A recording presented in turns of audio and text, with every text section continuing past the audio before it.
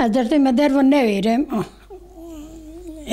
گازی خودی دکم ده جارا میجا خودی کم مدیم خودی تومتی بی رحمی مرین یا می همی بمرین امرین ناترسن ام نایرن دارینی ها جانم سقمیشتوه دیشانی چقمیو جانم سقمیشتوه تیم هندور کربا میشتکم کربا جاکن درتی مثال چه خودشو از سقمیشتوه گازی خدای خود کم جان سقمیو نست پیش دگرم تیم میجا خود کم گازی خودی دکم جانم سقمیشتوه همه سقمیشتکم خدای نخواشی دو ام خدای ناترسه خدای موی عیشی نه خدای جمی امت را درباز که مجتوایی خدای شفا خریب ده جمی امتی مجتوایی همچه ناترسه نمی بمرن برن یا معیالا ایسانه نه اما ایسانه صبری لسن خدای صبری بده ما تمزیو دستی جرا دست خودشومی سچالا خودشومی دشمن در وقتی میشه که دست خودشومی دست میش دگرم همچه ترسا نویرن یعنی دارین در کس در تاخو خدا تنه همچه نویرن دارینه هم تکر بطینه میشته که دست خودشونی رودنینه امری مده چه دوایی وار جا که دوست و هم دی خزل نوایی وار نبوست و قل هل من شركائكم من يبدأ الخلق ثم إلى الحق قل الله يهدي للحق.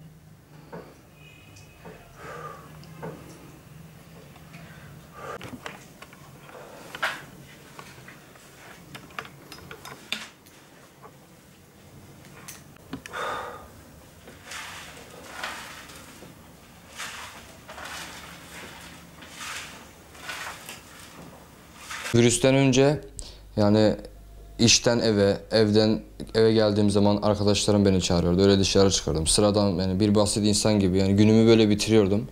Ama bu virüs sayesinde nice insanların böyle yani bir hastalık, bir bela olarak görse bile yani bu bir hediye gibi görüyorum ben. Yani bir uyarıcıdan yani uyarı gibi bir şey görüyorum. Kur'an-ı Kerim okumalarımı geliştirdim. Kitap okumalarım.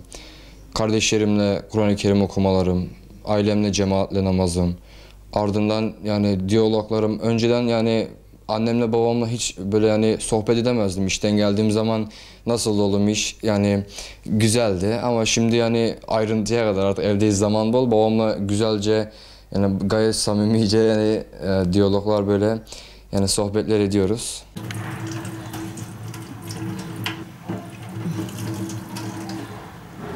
قربان خدای خود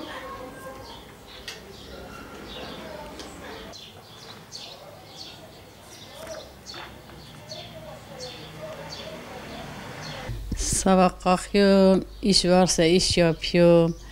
Sonra da Kur'an okuyorum. Kahvaltı yapıyoruz. Günde valla 2 dizi, 1 dizi okuyorum. Bir hatim okudum, bitirdim. Bunu yeni başlıyorum. Vallahi ben söylüyorum, ben hiç korkmuyorum. Dedim Allah ne yaparsan yapsın, ben hiç korkmuyorum yani. Allah vermiş de versin gözüm üstüne. Kul vermezsen Allah versin. Kulun elinde gitmezsen Allah eline gideceğim. Ben korkmuyorum. Vallahi ben dua ediyorum. Allah iman Kur'an versin yeter. İnsan ölmeyecek.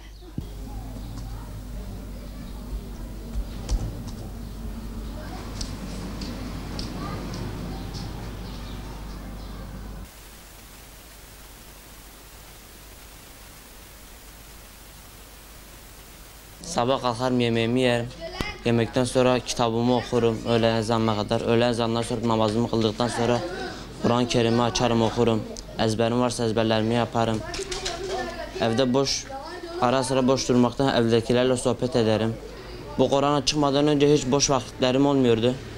Yani iş vardı, güç vardı, dersler vardı. Bu Kur'an'ın çıktıktan sonra boş vakitlerimiz oldu. Kitap okuyorum, ders okuyorum, daha çok derslerime yöneliyorum. Evde kaldığım süre kendimi geliştirmek için çok boş vakitlerim oluyor. Daha çok derslerime daha çok yöneliyorum.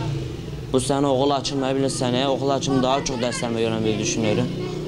Çok vaktim oluyor, ezberlerime, Kur'an-ı Kerim'e, kitaplarımı daha çok çalışıyorum. Canım sıkıldığım damlara çıkıyorum, uçuyorum. Uçmadan sonra zaten akşam yemeği, akşam namazı, yatsı namazı geliyor. Ondan sonra gece saat 11 12 gibi uykum gelmiyorsa kitabımı okuyorum. Sonra da yatıyorum, günü bitiriyorum. Yani bu koronadan dolayı evlerinize kalıyorsunuz, boş vakitleriniz oluyor. Bu vakti biraz değerlendirin yani.